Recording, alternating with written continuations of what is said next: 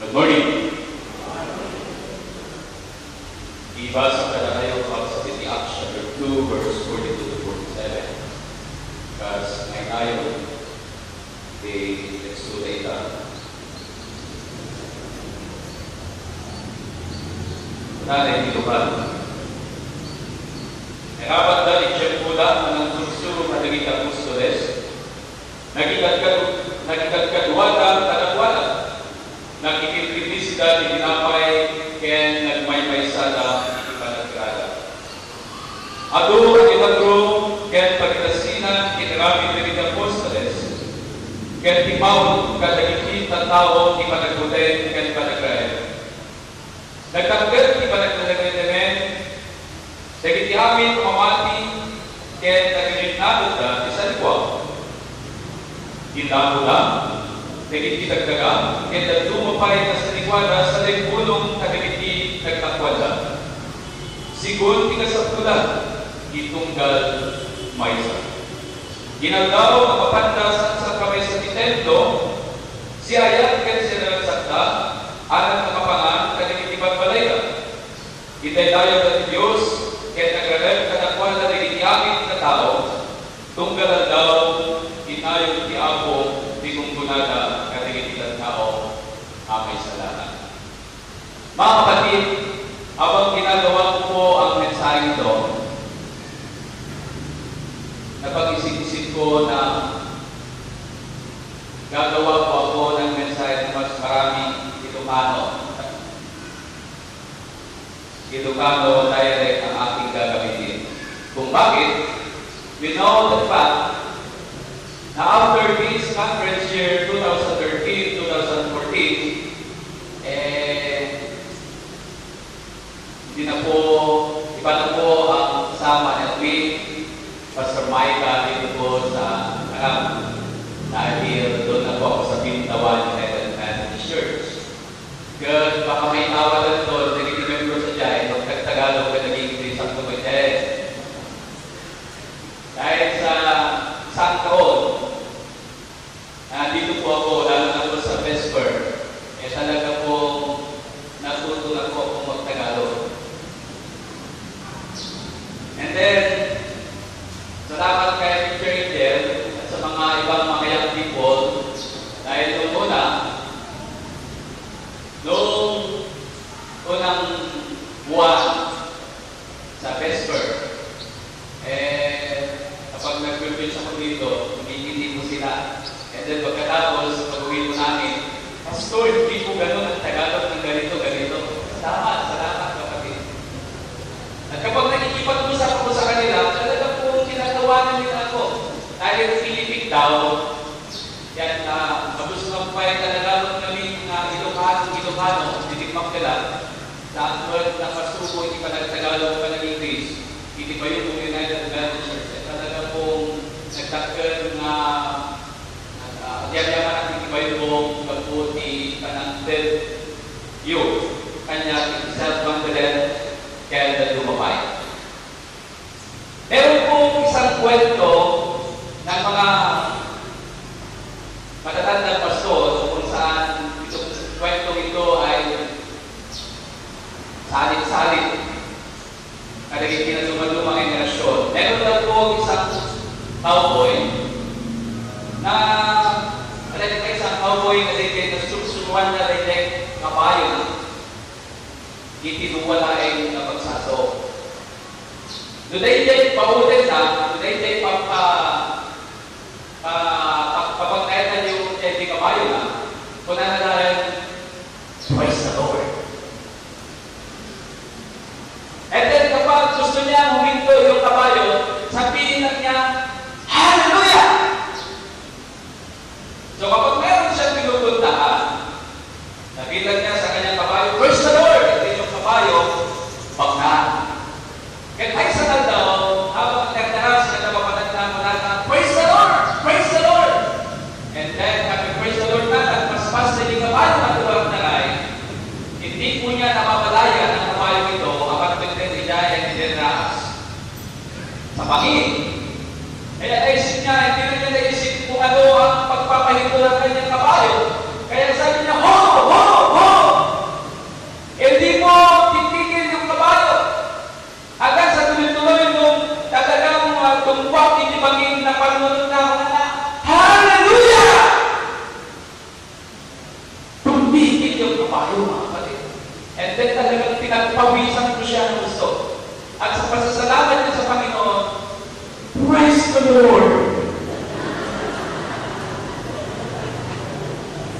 tuloy.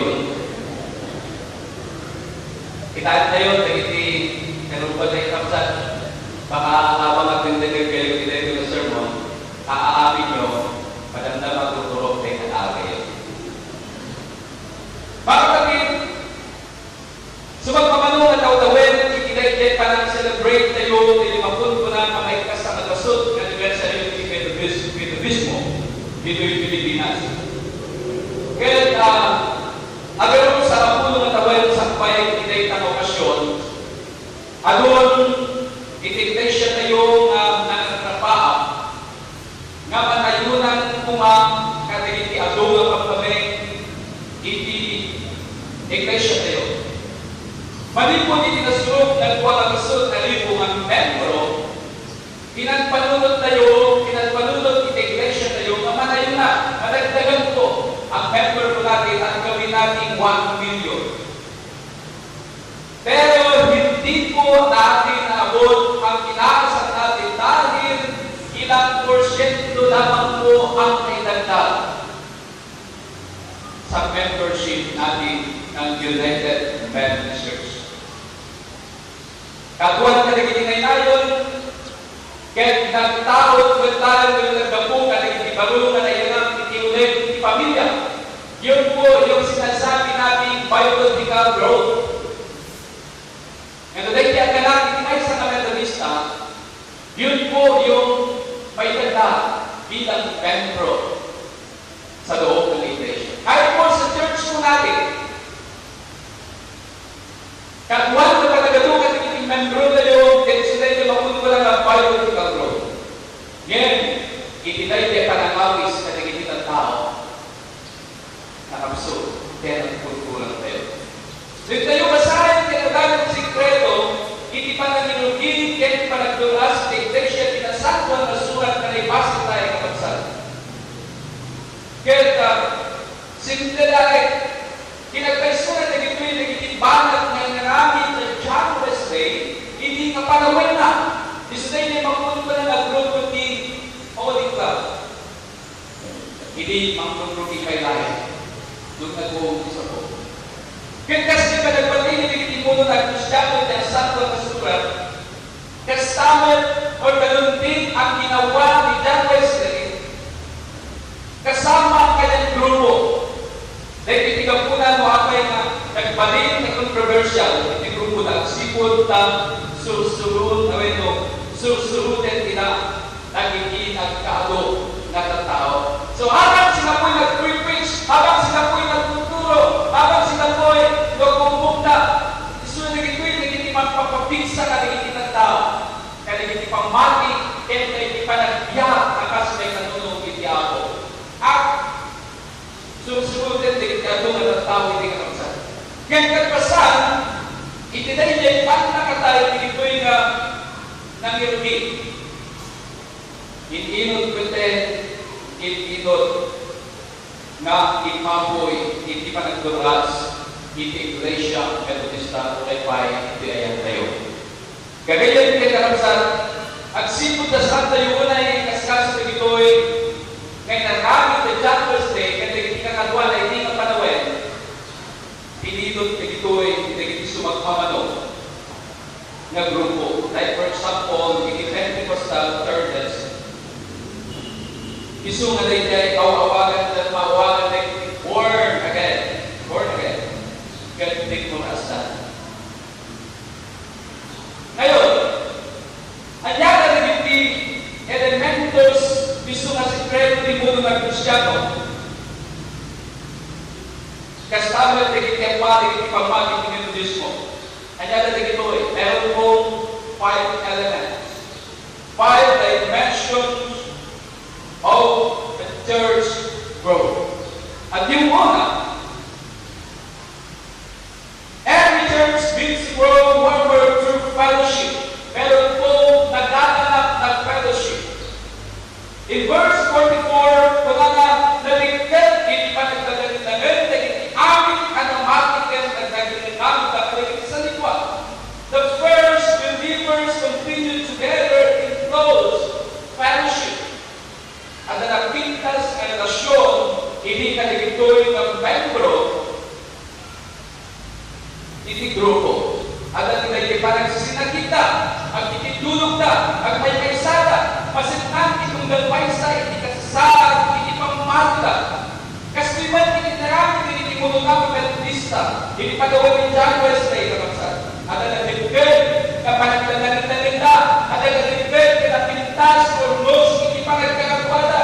Kasi may sa pamilya at sipon, na ibilang na iti kapangmatsyanda, akas may sa pamilya kaya ang po tayo ng Kristo. Ikanta na may ulaway, ikitinda panagdalagan.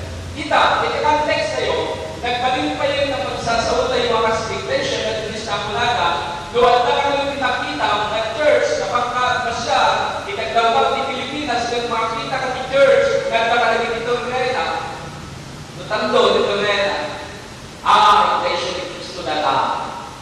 Today, may sabi, pinagkakitulog, Mormon na lang. Kaya na nakakita tayo, may siya kasama magpuntas, Methodist na yan. Di ko ba? Ganun po. Kaya tayo, itimembro tayo, itimembro tayo. Nagdala ka kayo Methodista, ngayon June, after pagsusukat ka na kita, Pastor, wow, napakaraming member, first Sunday of the week of June. Napakaraming tulong-tulong ang iglesia. Pero pagkaraan ng ilang buwan, nawawala na po mga member kung bakit. The first Sunday of June, at dahil naging member mo may naging-alin, o sino ka naging simukat ng mga pastor, siya sino naging-ganda ng mga pastor. After siya magpamanon, nawalan. Kaya nagpalit pa yun na pagsasunod ay huwag talaga, apay na yung tabali mo kung may member kung may naging first week ni June, ngayon Christmas sa mga ko nag-awatin, ay nagsuwi, Methodist na lang.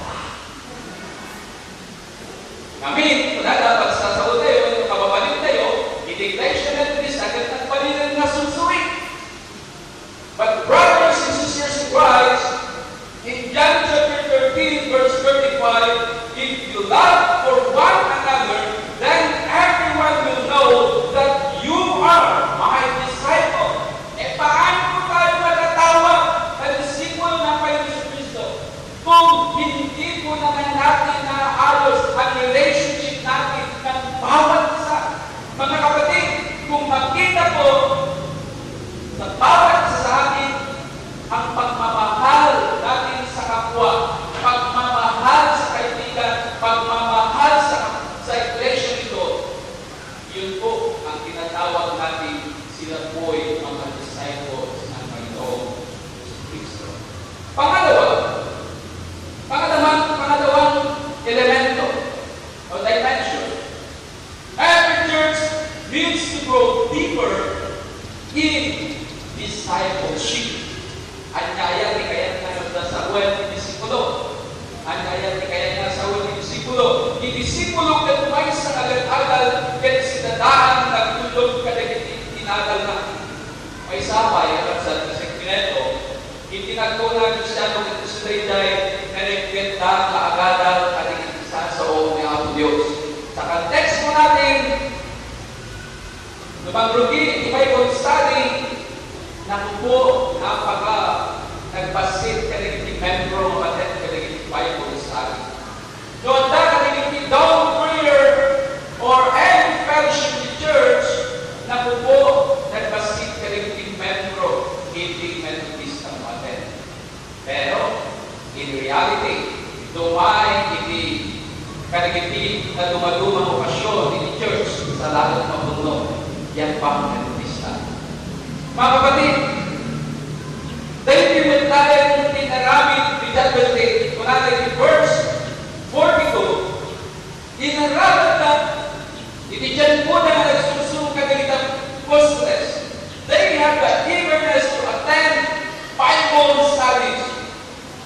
Ganda yung tinusar ni John Wesley, ganda yung tinagkaw ng Methodista. Inikanda ti padet, inipanagagal ni Biblia.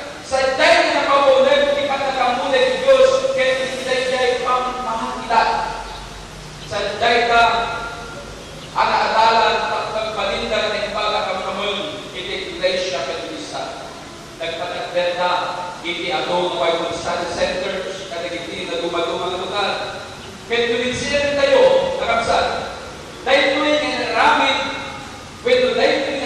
bigat na limpatan tayo, isod ka po na mapinitot manen, dagiti karismatic. Pinaliwan na lain, tinagal na. Si tayo pa yung tinututi. Tayo tawagan na tayo ito isang group. Si tayo basta si tayo pinagtulmulot ka naman na tuwapit at nadagiti magpagana yung na sentro. Pero hindi nga tayo na, tatayo dagiti munuran ng maraming hindi na ito So, at dapat ni version ng Roman Catholics, ang sipon na nakita lang ipinipon ni panangawis kitao, ay tinawagan na may noble for Christ. Di ko ba? Can sing for Christ. Hindi pa na nasanda. Kaya nung di tayo pala ako, nagkalton ko na yan, itinay yung pagkakarusan. When pagkakaroon tayo, ika na naagbalin tayo tayo ng kapasking ni Iglesia at sipod na saan tayo na dumaktagbel. Intun matay, nagiti na tatainan kametinistan. Nubasing na kita ng nakta. Babasing na babasing na tayo. Iti membro, iti natulista. Mano di matatenda na tayo di Bible study or Sunday school. Maluti matatendan kada tayo sentro in midweek and sentro in Tuesday. Mano-mano ay pinarusan. Kasando tayo pero nagbalin ang kasalanan at matalit na alalan ng Panginoon sa Kristo. Pangatlo, every church needs to grow stronger to worship. May isa kadagiti kapaggan ng Iglesia dahil panagtay-dayaw through worship. Kaya nga po, sa group ko ng Nano, beyond si Nano, parang hindi kapag tumakanta po kami, talagang ramdam po namin. Kaya pinapahalagan po namin ang pagkanta dahil through singing, ay pagpakita po namin ang kagustuhan ng Panginoon sa bawat buhay ng isang ama na pumakanta para kay Kristo. Kailangan ng magpunang ikinasatwan na surat, igunang-gunang na unay pinagay panang sertifikat tayo, ikaw daw ipanaginan na ikipanagtay tayo ang sikod na dito ikaw daw para ikiapo. Kalagiti puno ng Kristyano, saan lahat may isang daw ako, at naligay gayin mo dito'y, kapag pagpatanimanan ng pilugan ng Caltex, ay hindi ko yan pinedang, at gayin ng pastor, ikaw mo na nilagay ng church. Ako na. Sa mga ibang simbahan naman, isang araw lang silang nagsisimba. Kami, araw-araw kami, nag-worship sa Panginoon. When binigyan kami, kapag so nag-preach, nag-ipi passes, kaya pa nagba, nandaling ko na sa pilit, ako nakasunakot ko makakaya mo. Wait ka man yung pagkadyay na preach sa'yo, pero panuwa ko sa tayo, balik ako sa bulan tayo. Pero, ibibigya sa italda na inantaw ang tao kapantan sa sinagoga at rinayaw ng ihapo. Kaya kilinadod ka, nagpipinapinsala, kaya tayo ipanagpinayaw ng ihapo. Kita, lusungret tayo, may Domingo, Anyan ka masama. Instead, nalagyan natin ito 8 o'clock because dahil natin Rugina is Sunday school. Kaya, puno na rin pa yung nagluma, karigiti, saan kumalayaw ang kabalyo na nadabaan. Di ba? Trabaho tayo pa, and then, may tayo doon, basta tayo katigiti trabaho tayo, benediction doon nila ay kumaabutan tayo.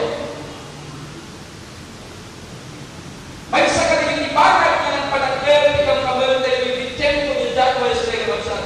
kaya isuti pananited ka, ikiagdaw, ikiapo, sang-sang kamaysada na dahil magtaydayo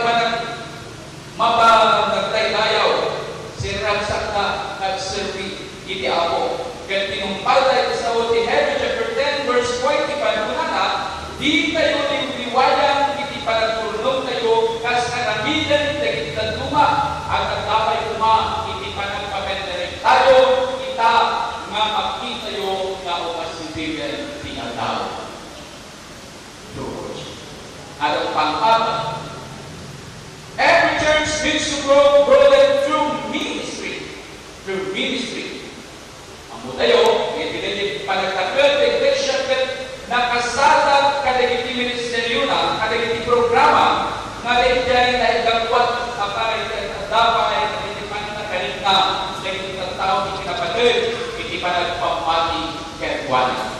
Iti may sa ministeryo, when the programa ng iglesia tayo, like the church, man, kapagsa, ket mapagluway sigol, kinay kasapulan, nagkitikam kamel, ket komunidad. Iti may sa kadagiti ministeryo, itikam importansya ng teksto tayo, it's like the ministry of sharing. Yun po, yung ginagawa ko ata ito ng mga WCS every December. Di ba? Mabalikan po natin yung Kapanawan Relief Operation. Di ba? At ang namin, hindi Kapanawan Releases. Isod ka po na natay nagsisinaranan kayo pinalamat na iglesia ka sentro dahil ito ay na sa karamihan na. Dahil that's my statement kapagsabi. Isuda pinagyan ng kirugi na naging makulto ng jail and hospital ministries. Isumalagkal na nakatulong, pinagyan panakaalaw, hindi na spiritual, na biyag, naging nakabalod, pinagyan nasakit. Sa context mo natin, sa iglesia mo natin, meron pa ito sa atin. At nakaligalang pa nagkanagwa tayo, at nakaligalang pa nagmaymaysa tayo, na pan kanilituloy. Dito iglesia tayo, ang nyadaban na ta, nagigiminisipyo, mabalin tayo, naramitin, tatlo dumakpil tayo, tatlo lumuas tayo, si asino nagiging tao na makipagtrabaho para tayo. Diminisipyo ng iglesia, kung saan tayo nagtrabaho, ni Pastor, yan po natin ang tanda. May tandaan tayo kapsat. Hindi lang po trabaho ng Pastor at deaconess, at mga lay leader o chairperson ng church po natin. Nakabaho tayo amin ang sipon na tayo pinangbukil. Hindi pagin ni Kristo. At amin ipasen tayo, nakaikamak tayo at nakaikamak tayo amin hindi pagin ni Kristo. Tirasun mo apay na nagbalday kita hindi mo na. Isuday jay, tinmulong na hindi amin nakampamal ang isunso. Hindi ministeryo, hindi Diyos ay din ang magsabi. At ay may isa na istorya, ay tinuwang magayin, at kung hindi ko po alam kung nakwento ka ng punit ito, pero palagay ko sa vesper po na ikwento ko po. At ay tinuwang magayin na galing po sila sa kasalan at sa kanilang paglalakad, nadalunan nila therapy at uwi po sila, meron po isang doktor ng Karayan, sa atin na ito'y kahit usap po naglugan tayo ni Bangka. Ang ginawa ng mga tao, ng mga magkaibigan ito, gabi-gabi na hindi na nila makita yung kanilang dinadaanan, nagsakay na ito'y kabangka, and then ginaulan. After 30 minutes, kumabalagan na ni Pampa, and po, after 30 minutes, wala pa po sila sa Pampa. After 1 hour, wala pa po sila sa Pampa. After 2 hours, wala pa po sila. Kaya nagtaka na kung magkaibigan pa, hindi naman ang tabot ka makanandalo rin ikaw panandalo. Kaya hindi na madalunan na hindi pumalpamon, hindi na makita na tayo ni Pampa, when hindi makita na tayo na, hindi po sila nakaalis doon sa kanilang pinagulunan. Alam niyo po kung bakit? Dahil nakatali po yung Pampa.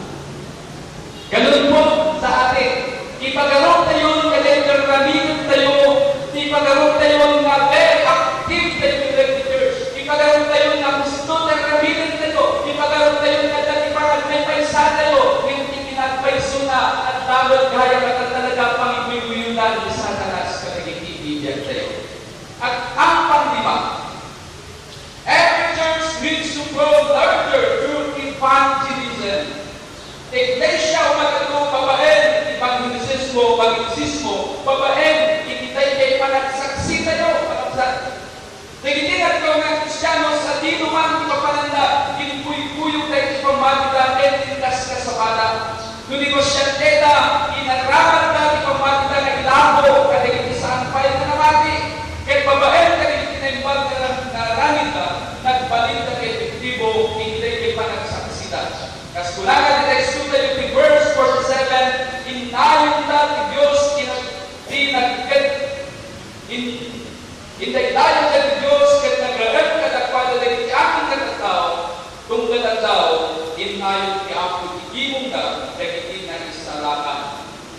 kasama, kadagit pinapatay, trabaho, iglesia tayo, kaya gusto tayo panang isa pa, kaya dinarasal. Ni Jesus mismo kinalana, in kayo'y kami kasulit ilubog, kaya pagpanilenyo, idakadala. Brothers and sisters in Christ, kaya tayo kanina lululas, ipamati tayo, kaya tumaktakal pa yung iglesia tayo. Haramigan tayo kumagaroon, naging ehemplo, naging puno ng Kristyano, kaya nagtunang Metodista. Our church, through us, will grow warmer through fellowship, deeper through discipleship, stronger through worship, broader through ministry, and larger through evangelism. Today, as we celebrate the resurrection of the risen Christ, the challenge is pagsunganan tayo at nagiging maguro sa pamamati tayo. In the name of the Father, the Son,